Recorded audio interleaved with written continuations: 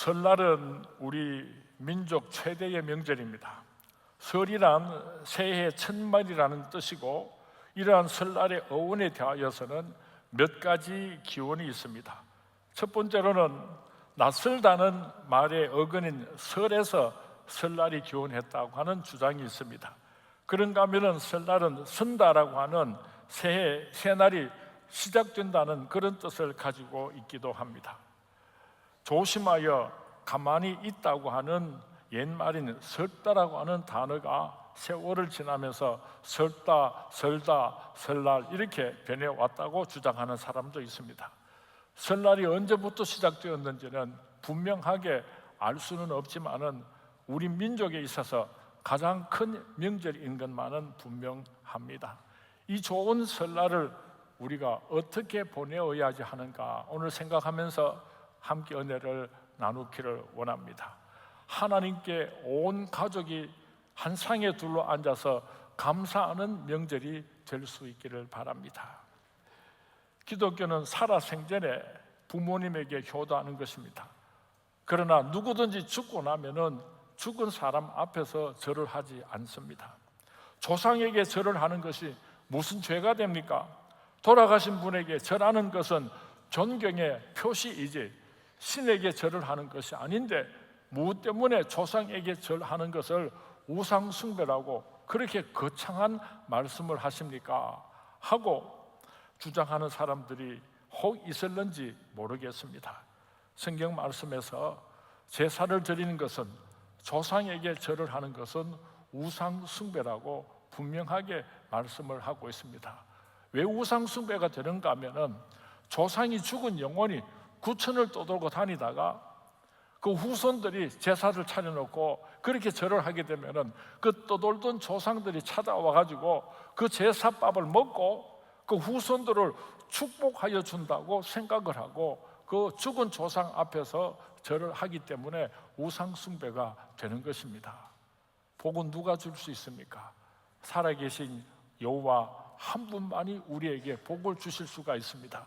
죽은 조상이 후손들에게 제사를 잘 드리면은 복을 준다고 생각을 하고 절을 하기 때문에 그것이 바로 우상 숭배의 죄가 되는 것입니다. 하나님께서는 죽은 사람 앞에서 절하는 것을 우상 숭배라고 말씀하시고, 그런 자들에게 진노하시어 징벌하시되 그 사람들뿐만 아니라 그 후손들에게 3대 4대까지 벌을 내리신다고 출애굽기 20장 3절에서 6절까지 자세하게 말씀하고 있습니다. 명절을 맞이하여 흩어져 있었던 가족들이 한자리에 모일 때에 하나님 앞에 감사의 예배를 올려드리는 복된 명절이 될 수 있기를 바랍니다. 여러분 가정에 감사가 넘칠 수 있게 되기를 바랍니다. 실패한 예수님의 제자들을 부활하신 예수님께서 찾아오셨습니다. 강 건너에 서서 예수님께서 그 사랑하는 제자들에게 밤이 새도록 고기를 잡았지만은 한 마리도 잡지 못하고 실패한 예수님의 제자들에게 말씀하셨습니다. 그물을 배 오른편에 던져라. 예수님의 말씀에 순종해서 그물을 배 오른편에 던졌더니 어마어마하게 많은 고기들을 잡았습니다. 그래서 예수님의 제자들이 그 고기를 헤아린다고 정신이 없을 때에 요한이 이렇게 말을 합니다. 실패한 우리를 찾아오셔서 전 강 건너편에서 우리에게 그물을 배 오른편에 던지라 그렇게 말씀하시고, 오늘 우리가 이렇게 많은 고기를 잡게 하신 그분은 바로 주시라 예수님이시다, 그런 고백을 했습니다. 사랑하는 스물의 성도님, 온 가족이 한 상에 둘러앉아서 하나님께서 우리 부모님을 축복해 주시고 지켜주셨다. 하나님께서 사랑하는 아들, 딸들을 축복하시고 지켜주셨다. 하나님께서 우리 가정을 지켜주시고 하나님께서 우리 사업터를 지켜주셨다고 주님이시라, 주시라, 그렇게 하나님께 찬양과 영광을 올려드리는 명절이 될 수 있기를 주님의 이름으로 축원을 드립니다. 지난 주간에 참 재미있는 이야기를 들었습니다. 우리 교회 젊은 집사님 가운데 김승모 집사님이 계시는데, 그 딸이 6살짜리가 하영이라고 하는 딸이 있는데 집에서 장난을 치고 놀다가 그만 모서리에 탁 부딪혀가지고 발가락이 골절이 되고 피가 났답니다. 6살짜리 그 하영이가 사탄아 물러가라 그렇게 하더니 엄마 기도해줘, 엄마 기도해줘. 피가 나니까 얼마나 아프겠어요. 눈물을 뚝뚝 흘리면서 엄마에게 와가지고 엄마 기도해줘. 그래서 그 부모님이 큰 감동을 받았다는 이야기를 들었습니다. 참 아름다운 가정. 지금까지 지내온 것 주의 것이로내라. 한이 없는 주의 사랑 어찌로 말하랴. 자나깨나 주의 손이 항상 살펴주시고 모든 일을 주 안에서 형통하게 하시네.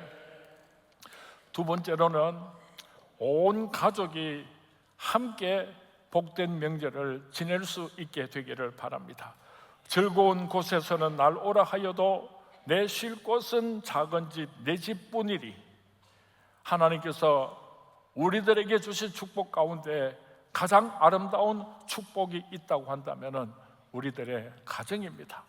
온 식구가 한 상에 둘러 앉아서 서로 사랑의 교제를 나누는 명절이 될 수 있기를 바랍니다.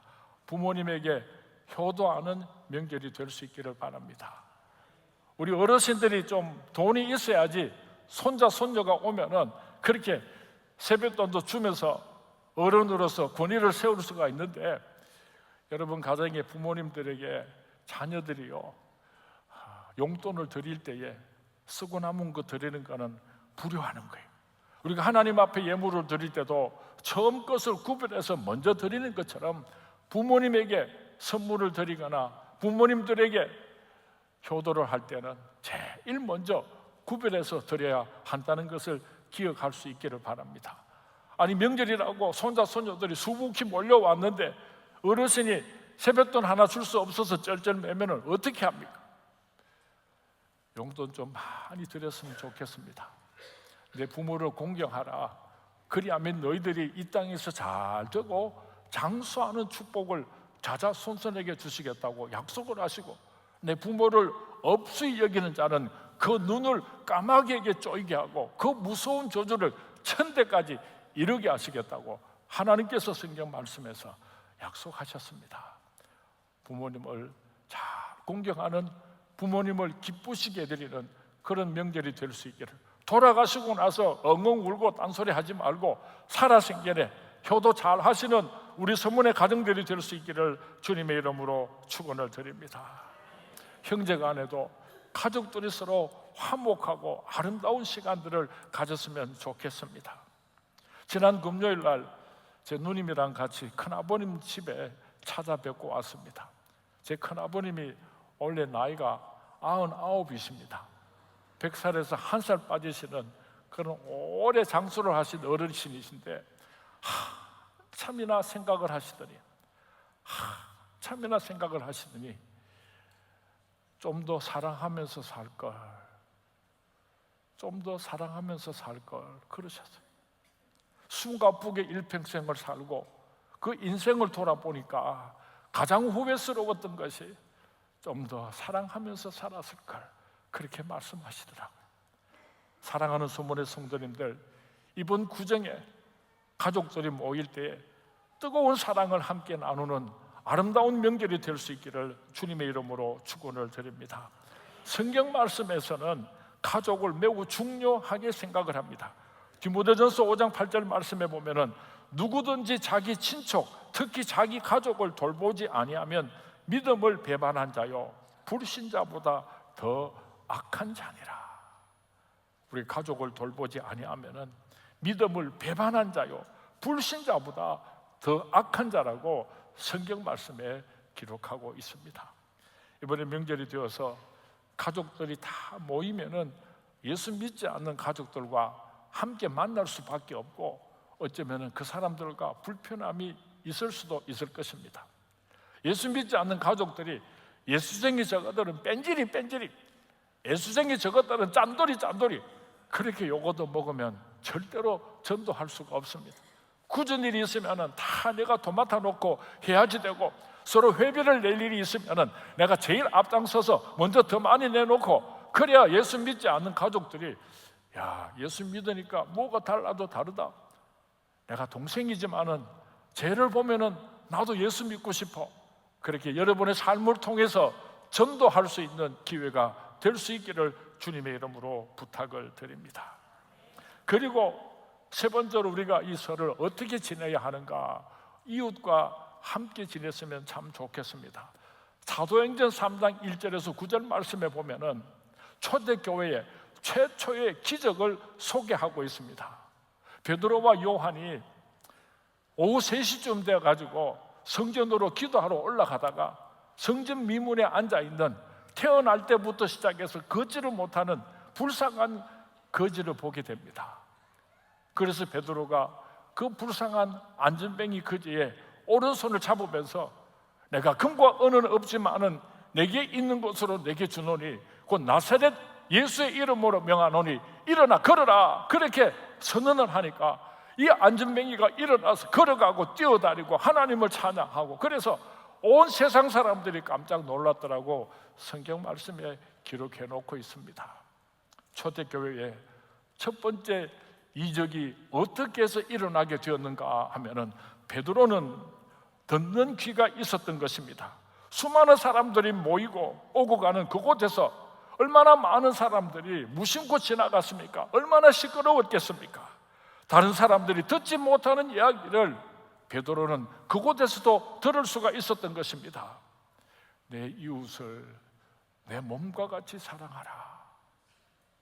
내 이웃을 내 몸과 같이 사랑하라. 예수님의 음성을, 하나님의 음성을 들었기 때문에 가던 길을 멈추고 그 불쌍한 안전뱅이를 이렇게 세울 수가 있었던 것입니다. 우리 한국의 여자들이 얼마나 귀가 얇은지요. 어디 가면은 뭐 50% 세일한다 하더라, 어디 가면 뭐 판다 하더라, 그런 소리는 어디 가서 다 듣고 오면서 예수님의 음성을 듣지 못하는 경우가 얼마나 많은지 몰라요. 이번 구정 명절에 예수님께서 우리 가정에 찾아오셔서 내 이웃을 내 몸과 같이 사랑하라, 그렇게 말씀하시는 예수님의 음성을 듣는 명절이 될 수 있기를 주님의 이름으로 축원을 드립니다. 두 번째로 베드로에게는 보는 눈이 있었습니다. 수많은 사람들이 성전을 올라가고 내려가고 수십 년 동안 성전 미문 앞에 앉아서 불쌍하게 동양으로 살아가는 이 사람을 얼마나 많은 사람들이 보았겠습니까? 그러나 걸음을 멈추고 그 불쌍한 거지 앞에 도움을 줄 수 있었던 사람은 베드로와 요한밖에 없었다고 하는 것입니다. 베드로는 이 안전뱅이를 보는 순간 예수님을 만나기 전에 자기 자신의 모습을 발견했습니다. 큰 고기 잡았다, 작은 고기 잡았다, 이 세상 것 때문에 울고 웃던 예수를 만나기 전에 자기 자신을 발견했기 때문에 오늘 가던 걸음을 멈추고 불쌍한 이웃에게 사랑을 베풀 수가 있었던 것입니다. 오늘 우리 주위에 나의 도움을 요청하는 사람들이 얼마나 많습니까? 누가 강도 만난 사람입니까? 누가 성전 미문에 앉아있는 안전뱅이입니까? 오늘날 많은 사람들이 생각을 하기를 내 이웃이 멀리 있는 것처럼 생각을 하는데, 조금만 더 깊이 생각해 보면 정말 내가 도와주어야지 할, 정말 나의 사랑이 필요한 사람이 바로 가까이 있다는 것을 잊어서는 안 될 것입니다. 어쩌면 가장 외롭고 고독한 이웃이 내 부모님일 수도 있을 것입니다. 정말 나의 도움을 필요로 하고 날마다 한숨 쉬고 울면서 살아가는 사람이 내 남편일 수도 있고 내 아내일 수도 있을 것입니다. 내가 목숨보다 더 사랑하는 내 아들과 딸들이 오늘 나의 도움을 간절하게 기다리고 필요로 하는 내 이웃일 수도 있습니다.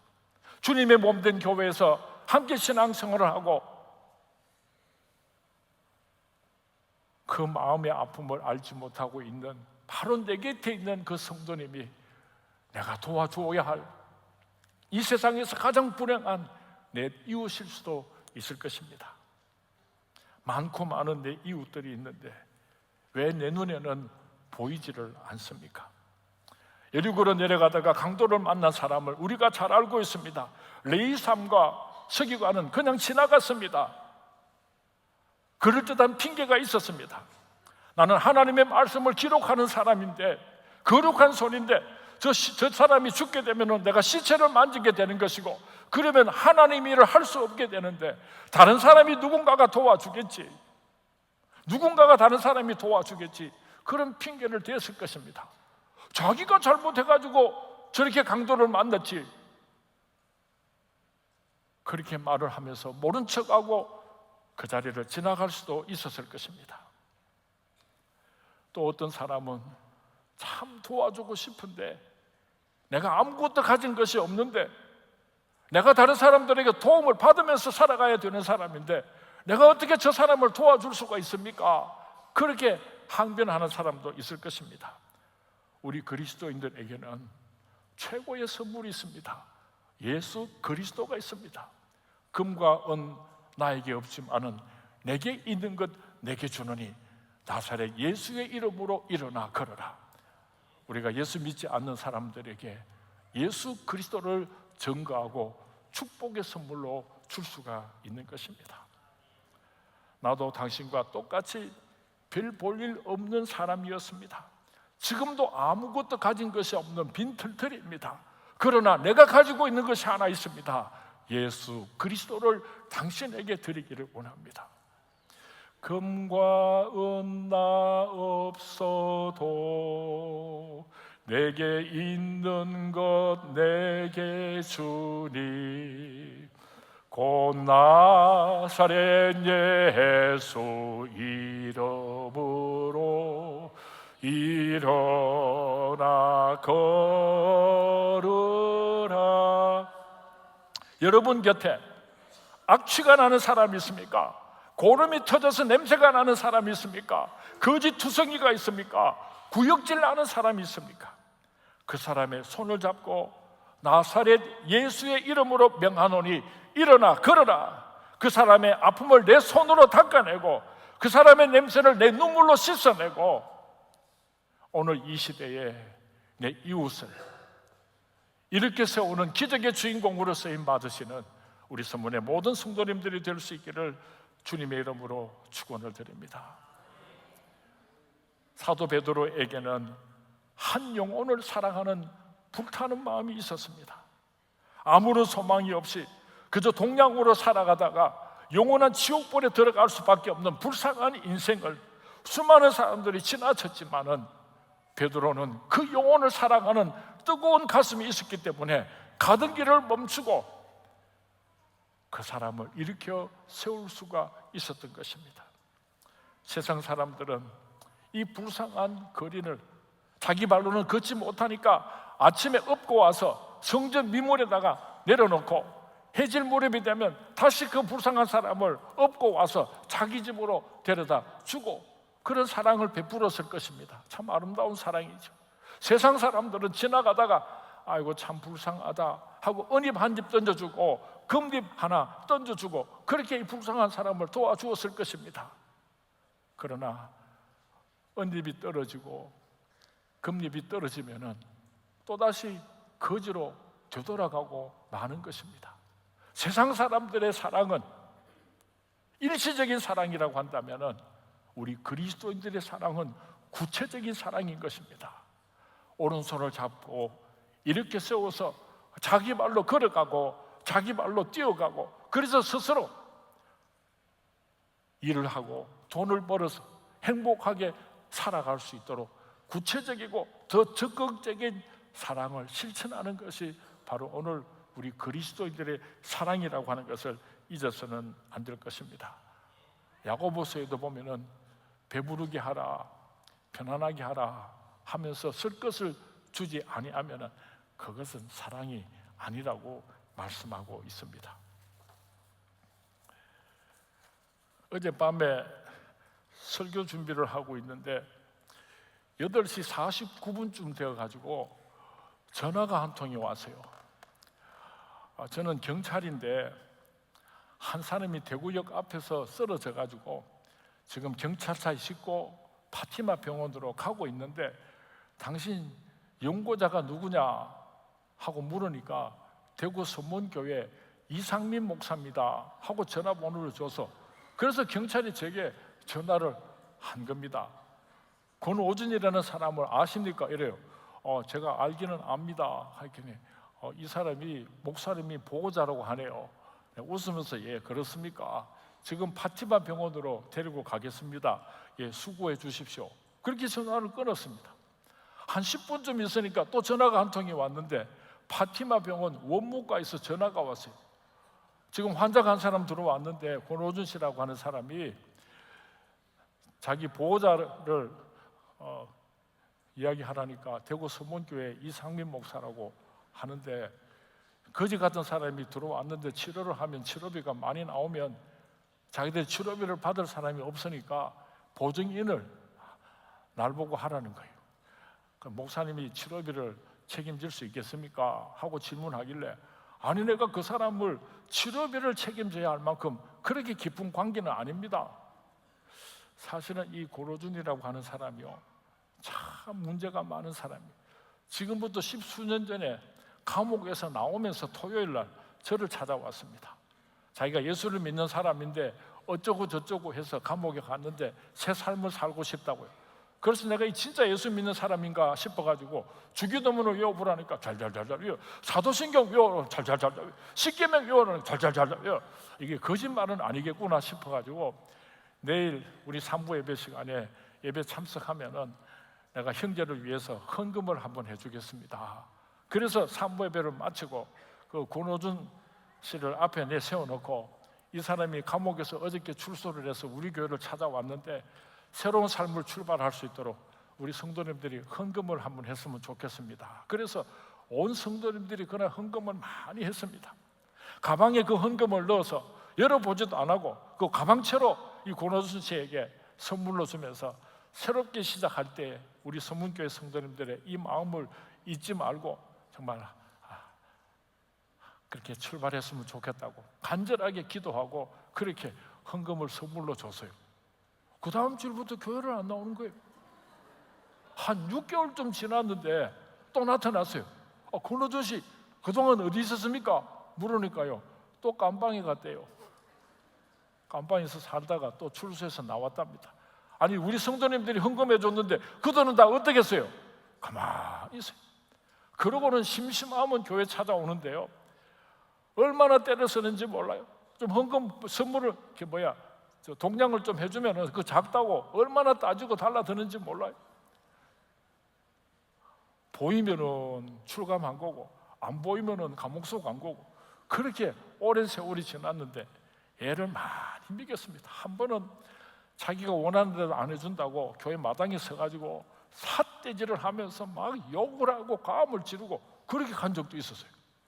또 한 번은 우리 교육자실에 들어와가지고 돈을 훔쳐가지고 나가는 것이 CCTV에 그렇게 있어가지고 네 다시는 나타나면은 경찰에 신고한다 이랬더니 한 6개월쯤 안 나타나더니 또 나타났어요. 요즘은 또 열심히 또 나오네요. 주일날만 나오는 것이 아니라 수요일 날도 나오고 지난 금요일 날도 우리 교회 와서 예배를 드리고 갔어요. 그런데 내가 그 파티마 병원에 그 원무과 직원하고 이야기를 하고 내가 치료비를 책임질 수 없습니다 그런 이야기를 하고 전화를 끊고 나서 설교 준비를 하는데요 자꾸 하나님께서 야 상민아 오준이가 내 이웃이다, 오준이가 내 이웃이야 자꾸만 이렇게 말씀하시는 거예요. 견딜 수가 없어가지고 다시 전화를 했습니다. 파티마 병원에 조금 전에 전화를 했던 이상민 목사입니다. 그 권오준 씨 치료비는 내가 책임을 질 테니까 잘 치료해 줬으면 좋겠습니다. 그렇게 전화를 했어요. 여러분의 이웃은 누구입니까? 베드로가 가던 길을 멈추니까 이웃이 비로소 보였습니다. 이번 설에 우리끼리만 잘 먹고 행복한 시간을 보낼 것이 아니라 조금만 절약하고 조금만 우리들의 마음을 모아서 하나님께서 내게 부탁하신 내 이웃을 발견하고 섬길 수 있는 그런 아름다운 명절을 함께 보낼 수 있게 되기를 주님의 이름으로 축원을 드립니다. 하나님 앞에 감사와 영광을 올려드리는 명절이 되시고 온 가족들이 한자리에 앉아서 서로 사랑하고 잃어버렸던 사랑을 회복하는 귀한 기회가 되시고 힘들고 어려운 이웃들에게 하나님께서 내게 주신 그 축복을 함께 나눌 수 있는 아름다운 명절이 될 수 있기를 주님의 이름으로 축원을 드립니다. 오늘 주신